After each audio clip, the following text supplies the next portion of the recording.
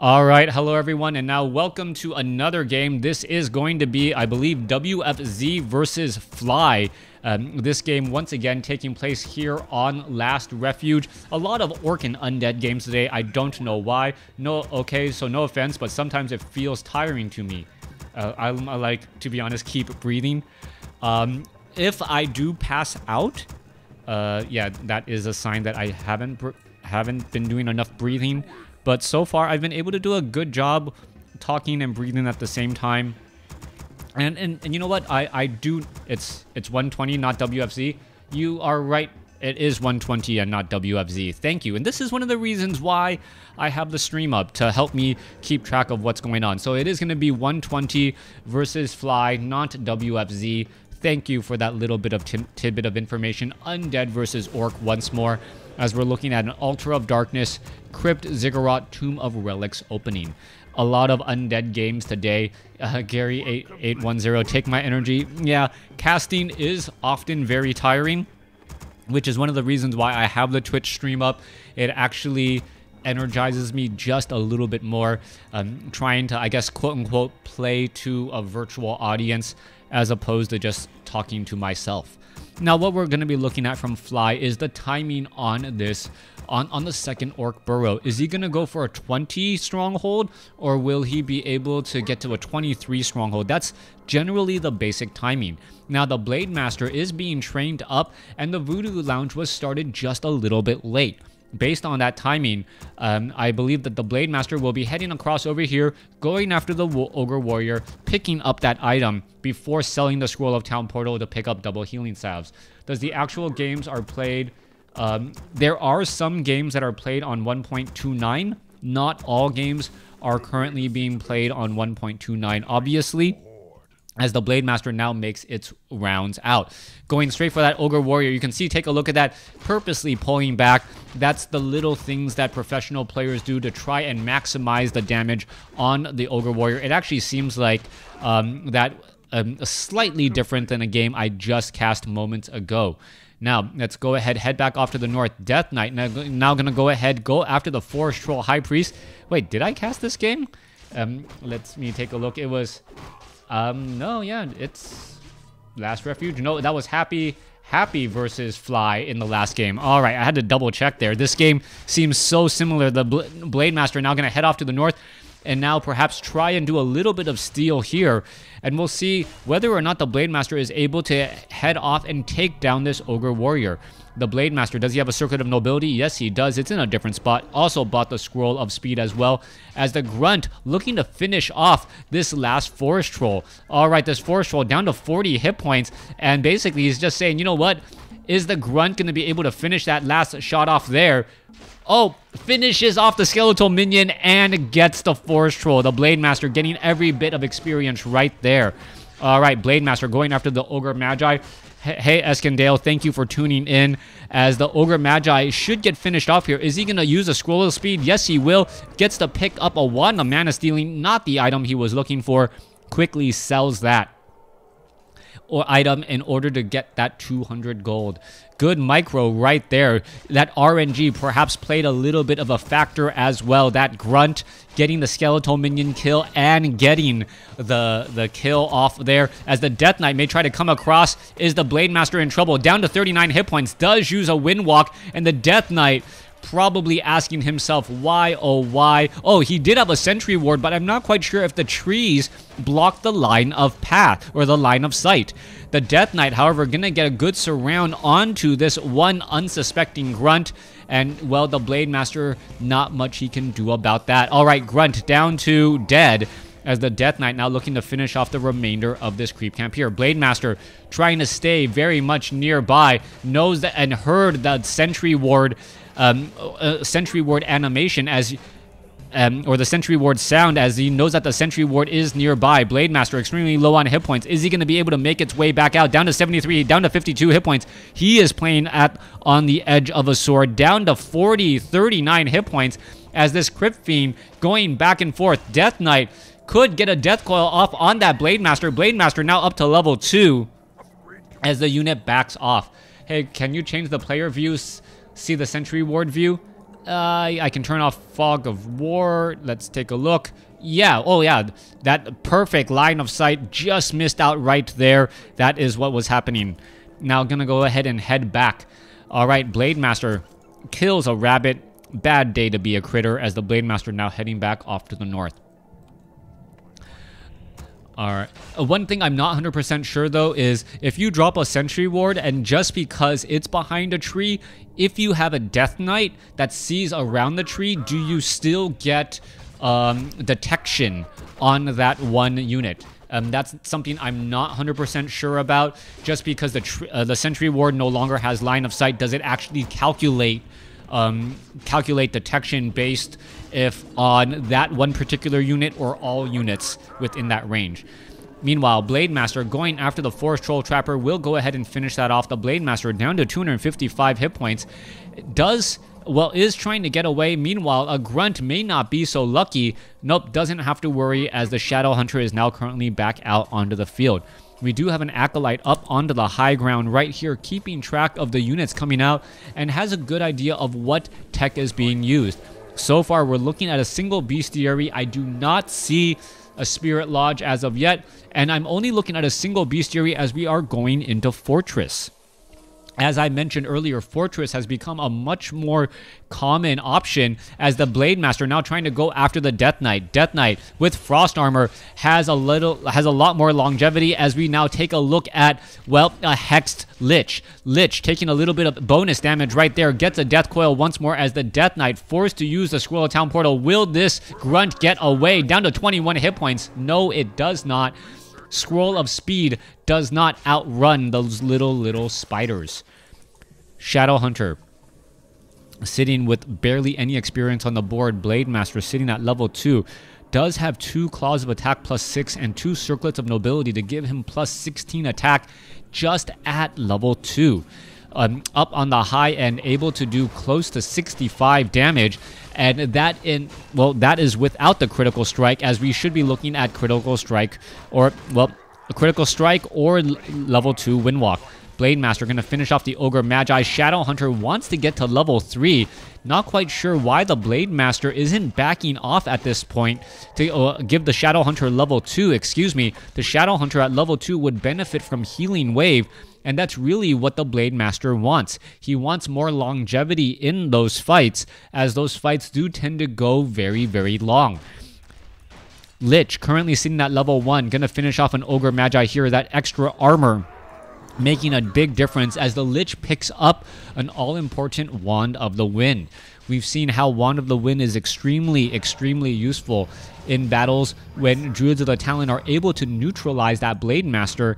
And because the Blade Master is going up against an undead player, we do not see Spirit Walkers. You're simply going to have to wait for the Wand of the Wind, that Cyclone, to come to an end in order to drop back down. And the Cyclones can even be used on Grunts and Raiders to perhaps prolong a fight while removing some key damage from those fights as well. Acolyte quickly going to get taken out. Blade Master sitting at level 3. Shadow Hunter at level 2 with Brilliance Aura. Brilliance Aura extremely powerful, as the Blade Master going to have plenty of mana for Windwalk, but more importantly, the Shadow Hunter will get more hexes and healing waves off. Kodo Beast out onto the field. Tauren Chieftain out onto the field as well. One of the few heroes that does have 700 plus mana at level 1. Tauren Chieftain adding in some additional movement speed to the rest of this army, as we're looking at, 120 with 47 supply going up against 43 by fly.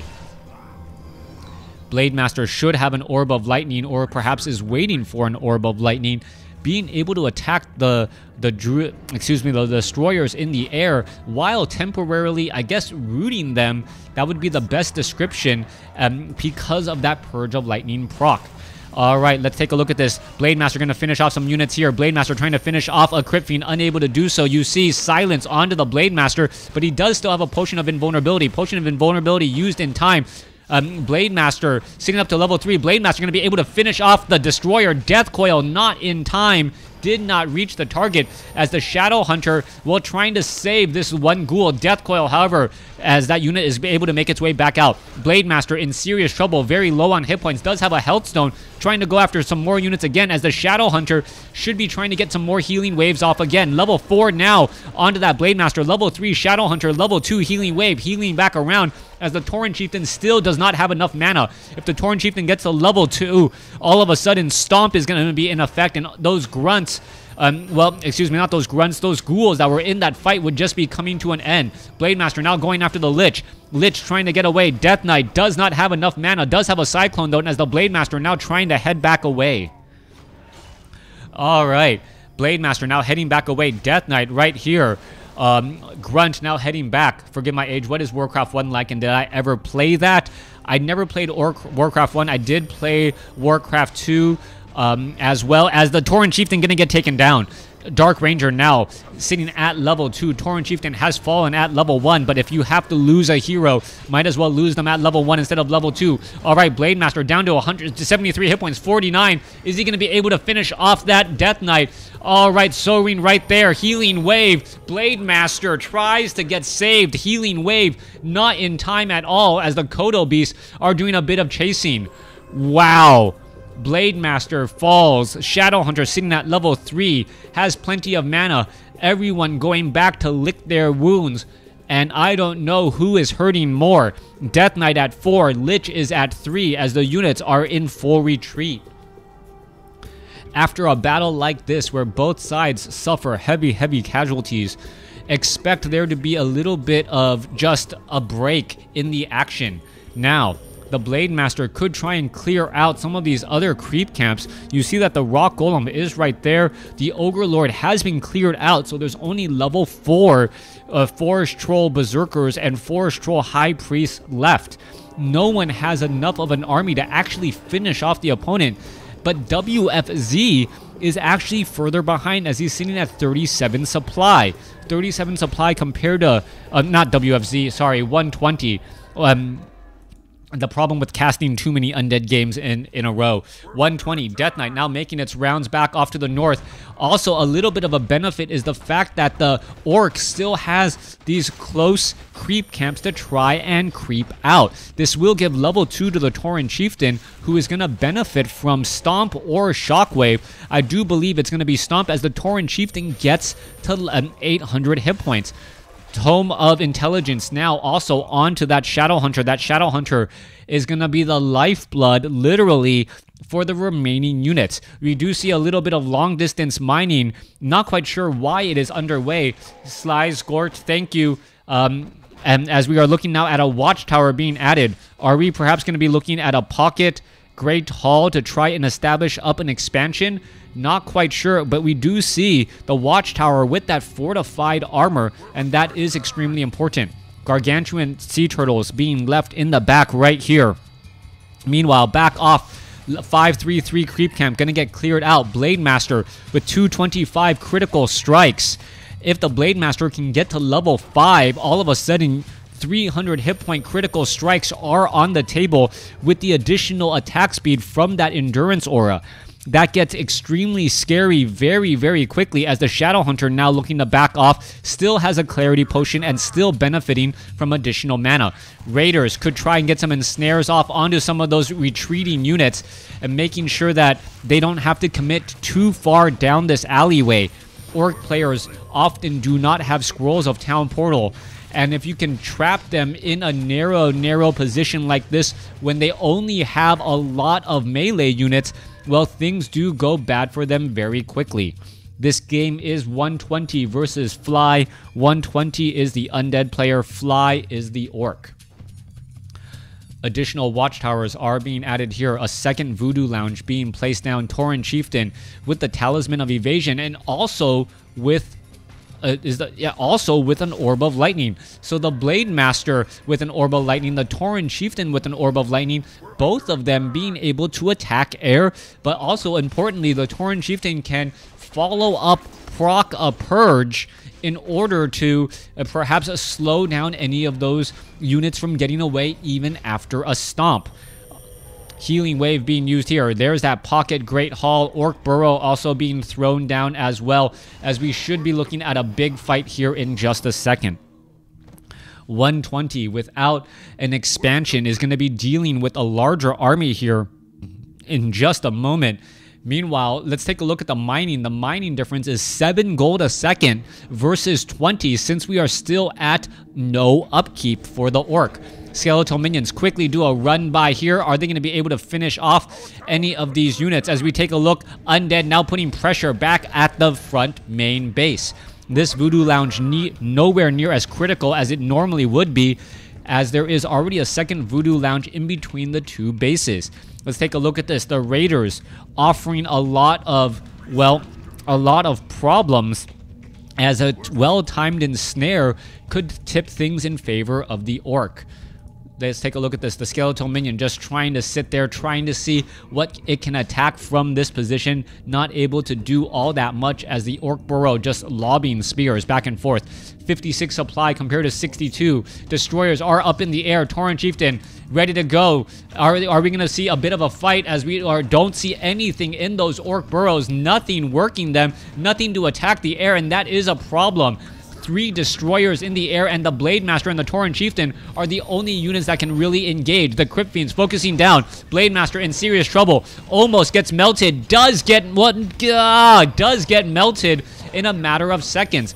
That's the problem when your glass cannon of a unit is right there in that front line. Blade Master falls at level 4. Tauren Chieftain going after the Death Knight. Death Knight in a very, very tight spot. Uses a potion of invulnerability to try and get away, as the Kodo Beast is going to start eating up some Crypt Fiends. Is the Kodo Beast going to be able to back off? Healing Wave trying to save that unit, as the Kodo Beast down to 41 hit points. It should not be anywhere near that fight. Tauren Chieftain with the potion of invulnerability. Skeletal Minion trying to finish off this unit there, as the Tauren Chieftain is putting his foot down again. All right, Rin Riders trying to fight back here. The Death Knight able to survive, push back again, as we see another Healing Wave. 62 supply compared to 59, as the Tauren Chieftain is in serious trouble. Healing Potion is used in time. Units are in a bit of a run, as more Healing Wave being used. Shadow Hunter low on mana. Clarity Potion. Tauren Chieftain will be forced to heal back up, as this Voodoo Lounge will get taken down. Blade Master halfway resurrected. I do not believe it will stick around for very long. Dark Ranger Lich. Where is the Death Knight? Death Knight is back. No, wait. Death Knight is back across here with a potion of mana and a sentry ward.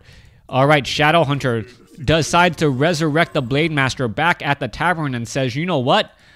Why don't I just do a base trade? 4 destroyers, very difficult to take out right now. No Bat Riders to be found, as well the units could just be jumping inside the Orc Burrows. I'm not quite sure why they're not doing that. 4 destroyers in the air, and yes, those units are definitely living up to their name. Troll Berserkers are here, ready to go, ready to engage. Kodo Beast in the back, slowly digesting up a Crypt Fiend, as all of those units, well, transitioned and rotated out once more.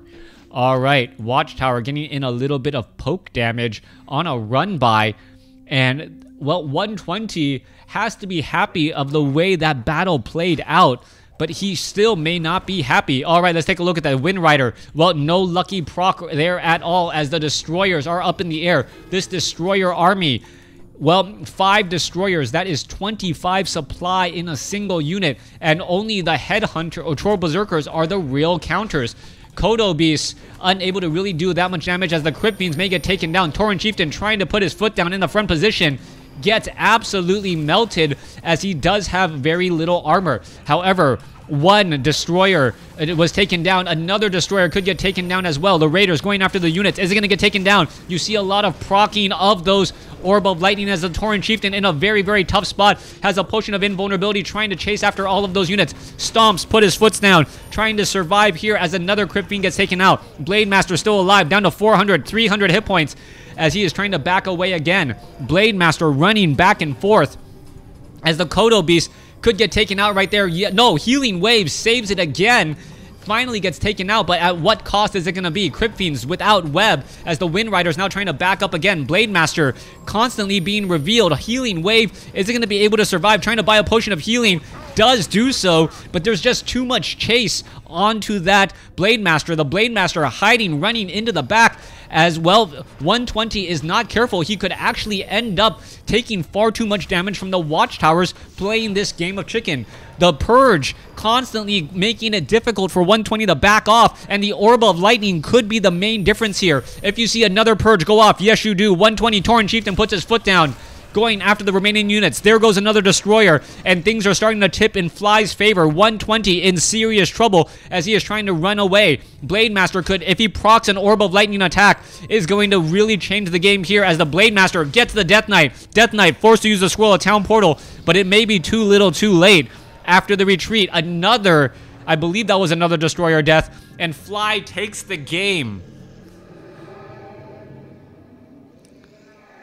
Fly takes the game even after losing that Blade Master earlier on, resurrecting at the tavern in order to get back. Thanks for watching. Thanks for listening. Hope you guys enjoyed that game.